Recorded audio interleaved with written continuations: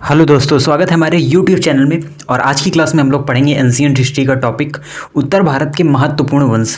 तो देखिए, हमने कल की क्लास में पढ़ा था गुप्त वंश के बाद का जो समय है, यानी हर्षवर्धन का जो समयकाल है, उसके बारे में पढ़ा था।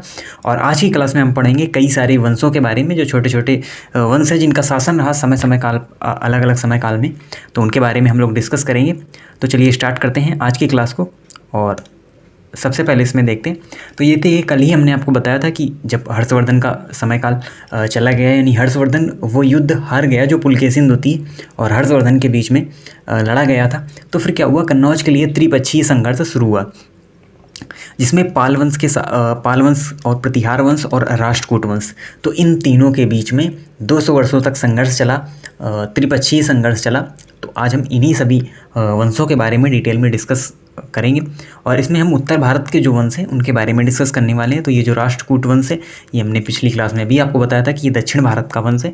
तो इसको जब हम दक्षिण भारत के वंश पढ़ेंगे तो उसमें डिस्कस करेंगे, और बाकी जो हमारे वंश हैं उनको हम आज की क्लास में डिस्कस करने वाले हैं। तो सबसे पहले आता है पाल वंश। तो देखिए, ये जो वंश हैं, छोटे छोटे वंश आए हैं, तो इनके बारे में आपको जो इम्पोर्टेंट इन्फॉर्मेशन है वही केवल याद रखनी है। इनके बारे में डिटेल इन्फॉर्मेशन से रिलेटेड जो क्वेश्चंस हैं वो नहीं पूछे जाते हैं, तो इसलिए आप इसमें इतना ही याद रखना जरूरी है। तो पाल वंश के जो संस्थापक, यानी किसने स्थापना की थी पाल वंश की, तो इसमें है गोपाल। तो इसके पाल वंश की स्थापना की थी गोपाल ने। और फिर इसमें अलग अलग शासक आते रहे, जिनमें दूसरे शासक का नाम था धर्मपाल। और धर्मपाल शासक इसलिए इम्पोर्टेंट है क्योंकि इसने ही विक्रमशिला विश्वविद्यालय की स्थापना की थी। तो ये नाम आपको याद रखना है, क्योंकि इससे रिलेटेड क्वेश्चन पूछे जाते हैं, क्योंकि ये एक इम्पॉर्टेंट बन जाता है। जब विक्रमशिला विश्वविद्यालय की स्थापना किसने की थी, तो ये की थी धर्मपाल ने, जो कि पाल वंश का शासन था। तो इसमें सभी आपको पाल ही मिलेंगे, क्योंकि ये पाल वंश ही है। तो इसके बाद शासन आता है महिपाल का। ये केवल नाम ही आपको याद रखना है, बाकी कुछ भी इंपॉर्टेंट नहीं है इनके बारे में। और अंतिम शासक जो पाल वंश का रहा, उसका नाम था रामपाल। तो इस प्रकार से पाल वंश के ये 4 शासक थे, जिनमें Dharmapala is most important because इसने विक्रमशिला विश्वविद्यालय की स्थापना की थी। अब हम बढ़ते हैं अगले वंश की ओर, और अगला वंश है प्रतिहार वंश, जो कि कन्नौज के संघर्ष के लिए इतिहास में एक महत्वपूर्ण वंश है, प्रतिहार वंश। और इसने ही जीत हासिल की इस त्रिपक्षीय संघर्ष में। और इसमें कई सारे शासक आए, और जो इम्पोर्टेंट और शक्तिशाली शासक माना जाता है नाग भट्ट प्रथम को इस प्रतिहार वंश का इम्पोर्टेंट शासक माना जाता है। और इसी वंश के द्वारा हूणों का भारत से अंत किया गया। हूणों का अंत किया गया भारत से। हूण कौन थे? ये विदेशी शासक थे, विदेशी आक्रमणकारी हुआ करते थे हूण। तो इनका अंत किया गया जो प्रतिहार वंश के शासक थे उनके द्वारा। और फिर यहाँ पर शासन आता है परमार वंश का। तो परमार वंश का शासन आता है, और इनकी जो राजधानी हुआ करती थी, परमार वंश के शासकों की जो राजधानी थी वो हुआ करती थी मालवा। मालवा इनकी कैपिटल हुआ करती थी। और परमार वंश का जो महान शासक हुआ है उसका नाम है भोज। तो राजा भोज परमार वंश के एक महान शासक थे, और इस वंश की राजधानी हुआ करती थी मालवा। और उसके साथ ही साथ इस भोज ने उपाधि भी धारण कर ली थी कविराज की। कविराज की उपाधि इसने धारण की थी। और इसका अंत किया, यानी इस वंश का अंत किसके द्वारा किया गया, तो ये किया गया अलाउद्दीन खिलजी के द्वारा। तो देखिए अब क्या होता है, तो ये जो वंश चल रहे हैं ये भी पैरेलल चलते रहेंगे। और साथ ही साथ अब शुरुआत यहाँ से हो जाती है मिडाइवल हिस्ट्री की, यानी अभी हम मिडाइवल हिस्ट्री तो आगे पढ़ेंगे, बट क्या होता है कि जो मुस्लिम शासक हैं उनका आक्रमण यहाँ पर शुरू हो जाता है बहुत पहले से ही।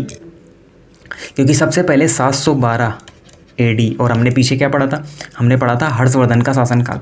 तो इसीलिए हर्षवर्धन को अंतिम हिंदू शासक भी कहा जाता है, क्योंकि उसका जो समय काल रहा वो 647 AD तक रहा। 647 AD तक हर्षवर्धन का कार्यकाल रहा। और उसके बाद जो भी अलग अलग वंश के शासक आए तो उनका भी शासनकाल चलता रहा, और ये कुछ छोटे वंश ही इसमें रहे। तो दक्षिण भारत और उत्तर भारत में अलग अलग वंशों का जो शासन है वो भी चलता रहा। और साथ ही साथ में 712 AD से ही शुरुआत हो गई थी मुस्लिम शासकों की, यानी कई सारे मुस्लिम शासक फिर भारत आना शुरू हुए, आक्रमण करते रहे, अलग अलग एरिया वो यहाँ पर जीतते गए। तो देखिए यहाँ से जो मिडाइवल हिस्ट्री है वो भी साथ में चलती रहेगी, बट उसको हम अलग से स्टार्ट करेंगे। तो मिडाइवल हिस्ट्री को फिर हम 712 एडी से ही वहाँ पर स्टार्ट करेंगे और फिर आगे बढ़ते हुए हम जाएंगे मॉडर्न हिस्ट्री। तो ये कहीं ना कहीं एक दूसरे से आपको मर्ज मिलेंगी। जो एंशिएंट हिस्ट्री है वो मिडाइवल से जुड़ेगी, फिर मिडाइवल हिस्ट्री आगे मॉडर्न हिस्ट्री से ही आपस में जुड़ जाती है, और इस प्रकार से ही जो पूरी हिस्ट्री है वो हम कंप्लीट करते हुए चलेंगे। देखिए, परमार वंश का जो अंत किया वो किसने किया? अलाउद्दीन खिलजी ने, क्योंकि उस समय मुस्लिम शासक ही जो अपना साम्राज्य है उसका विस्तार कर रहे थे दैट टाइम। तो उसके बाद शासन आता है चौहान वंश का, और ये काफ़ी इम्पोर्टेंट वंश भी रहा, क्योंकि चौहान वंश से ही हमको जो सबसे पहले नाम याद आता है वो आता है पृथ्वीराज चौहान का। तो इसके फाउंडर तो ऐसे वासुदेव को माना जाता है, यानी वासुदेव ही इसके फाउंडर थे। और जो इसकी राजधानी हुआ करती थी चौहान वंश की वो अजमेर। राजधानी का क्या मतलब है कि ये जो इस वंश का शासक था वो किस एरिया में हुआ करता था? तो अजमेर वाले एरिया में चौहान वंश का शासन हुआ करता था, और इसके फाउंडर तो थे वासुदेव। बट जो चौहान वंश से मेन जो हमको नाम याद आता है, जो इसके प्रमुख शासक रहे वो रहे पृथ्वीराज चौहान। तो पृथ्वीराज चौहान को महान शासक माना जाता है चौहान वंश का। और पृथ्वीराज चौहान से रिलेटेड हमने कई सारी स्टोरीज भी सुनी हैं। जो मोहम्मद गौरी से इन्होंने 2 युद्ध लड़े। पहला युद्ध 1191, दूसरा युद्ध 1192। तो आपने इसमें देखा, एक इसमें 1191 में जो युद्ध लड़ा गया इसको बोला जाता है तराइन का प्रथम युद्ध, और जो 1192 में लड़ा गया इसको माना जाता है तराइन का, यानी कहा जाता है तराइन का द्वितीय युद्ध। तो पहला युद्ध हुआ 1191 में, दूसरा हुआ 1192 में। तो आप देख भी रहे हैं चौहान वंश भी चल रहा है, साथ ही साथ जो मुस्लिम शासक हैं उनका भी शासन यहाँ पर देखने को मिल रहा है। तो मोहम्मद गौरी जो एक आक्रमणकारी था, मुस्लिम आक्रमणकारी था, तो इसके बीच 2 युद्ध हुए। एक में पृथ्वीराज चौहान की जीत हुई, एक में मोहम्मद गौरी की जीत हुई। तो ये 2 युद्ध लड़े गए जो काफ़ी इंपॉर्टेंट हैं। तो पृथ्वीराज चौहान से रिलेटेड इन बातों को याद रखना है। फिर जब हम मोहम्मद गौरी के बारे में पढ़ेंगे तो फिर हम एक बार जिक्र करेंगे इन्हीं वार का, यानी ये जो युद्ध हुए हैं, तराइन का प्रथम युद्ध, तराइन का द्वितीय युद्ध, इनके बारे में हम फिर से डिस्कस करेंगे जब मोहम्मद गौरी के बारे में पढ़ेंगे। अभी हम पढ़ रहे हैं बेसिकली चौहान वंश के बारे में। तो अब हम आगे बढ़ते हैं और देखते हैं अगले वंश के बारे में, जो कि है चालुक्य वंश। चालुक्य वंश, और इसे ही सोलंकी वंश भी कहा जाता है। यानी चालुक्य वंश में कौन आते हैं? सोलंकी शासक जो हुए वो यहाँ पर चालुक्य वंश के अंतर्गत आते हैं। और इसकी जो राजधानी, यानी जो इसका शासन था चालुक्य वंश का, ये हुआ करता था गुजरात वाले एरिया में। तो गुजरात वाले एरिया में ही चालुक्य वंश का शासन हुआ करता था। तो अब यहाँ पर क्या होता है कि यहाँ पर शासन था भीम प्रथम का, जो इस वंश का इम्पोर्टेंट शासक था भीम प्रथम। और भीम प्रथम के शासनकाल में ही सोमनाथ मंदिर में आक्रमण हुआ। सोमनाथ मंदिर में आक्रमण हुआ था, और ये आक्रमण किसके द्वारा किया गया था? महमूद गजनवी के द्वारा। तो आप यहाँ पर समझ सकते हैं कि पैरेलल ही चीज़ें चल रही थी। देखिए, मुस्लिम शासक अंत कर रहे थे इन वंशों का, और ये वंश क्योंकि भारत के ही वंश थे तो इनमें अलग अलग एरिया में अलग अलग वंश का शासन हुआ करता था। और ये कहीं ना कहीं एक कमजोरी भी रही, क्योंकि जो मुस्लिम शासक था तो ये जो वंश है इनमें आपस में बनती नहीं थी। अब गुजरात वाला जो एरिया है वो चालुक्य लोगों के पास है, सोलंकी लोगों के पास है। और उसके पहले जो हमने पढ़ा परमार वंश वाला एरिया, वो यानी परमार वंश का जो एरिया है वो मालवा वाला एरिया है। तो ये अलग अलग एरिया में बटे हुए थे और इनकी आपस में बनती नहीं थी। तो इसी का फ़ायदा उठाया मुस्लिम शासकों ने भी, और बाद में अंग्रेज़ों ने भी इसका फ़ायदा उठाया।